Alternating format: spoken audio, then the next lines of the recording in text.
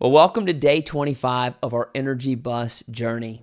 Well, we are just 2 days away from the big product launch and only about 9 days away from figuring out how everything is going to work out for George. Now, today is a big day for George because he's going to learn rule number 7 and he's going to meet Jack. And Jack is a CEO who used to be in George's shoes. And it's Jack who actually tells George that if you want to lead from the heart, then it's going to take enthusiasm. You too have to become a CEO. But he's not talking about a chief executive officer. No, there's already one of those at the NRG company. What Jack is talking about is a chief energy officer. Now the question is, why energy? Well, on page 104, we see that energy is the currency of personal and professional success today. If you don't have it, you can't lead, inspire, or make a difference. So stepping into the chief energy officer role means we bring positive, powerful, and contagious energy to our team. It also means we communicate from the heart and we inspire others through enthusiasm. And that's where Jack also explains that when we lead this way, we're showing emotional intelligence, which is very important.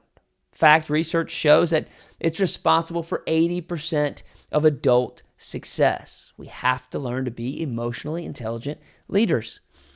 And we can do this by leading from the heart and by being a confident leader, a leader that people want to follow. And I don't know if you fully caught it, but on top of page 105, in that top 2 sentences, Jack lays out what it means to be a confident leader. Here's what he says. He says, number 1 is a leader knows who they are. They know who they are. They don't seek validation for every little thing they do. No, a confident leader knows their value, and they serve others with that confidence. Now, number 2 is they know what they're here to do. Confident leaders, they have clarity in their role. They don't get distracted by things that aren't important. They actually are very clear on their top 20% activities. These are the 20% activities that produce 80% of the results. Confident leaders are clear. And then number 3 is they know how to lead. They know how to speak their team's language and not just their own. And they take time to understand what truly motivates their people. Now, if you go halfway down the page, you see that Jack is going to then contrast that with poor leadership. And poor leadership, well, they kick people off the bus without thinking. And they lead predominantly by fear. And the problem here with leading in this type of way is not only does it kill morale, but it also destroys retention and productivity. So we have to choose to lead with the heart. We got to choose to be confident leaders. Now, another special moment is on page 106. That's where we see how much joy impacted Jack's life. And now Jack wants to pay it forward. He wants to do for George what joy did for him. He says, a life touches a life that touches a life. It spreads from one person at a time. And that's what leadership is all about. It actually sets us up for rule number 7 really nicely.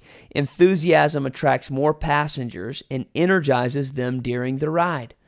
Both Jack and George were in very hard seasons, but enthusiasm attracted them and then energized them. You see, in our role as a chief energy officer, we got to bring one thing to work every day: enthusiasm. That means that we get excited about life. We choose to have the right mindset daily, and we're optimistic about where we're going. Because the truth is that when we show up with enthusiasm, well, people want to be around us. We actually become people magnets.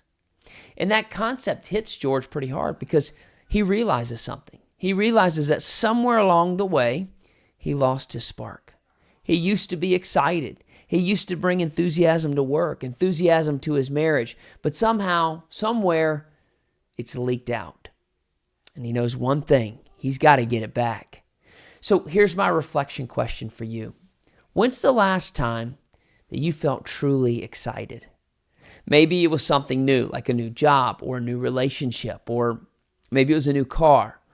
What did that excitement feel like? Now, I want you to ask yourself, how long has it been since you felt that way?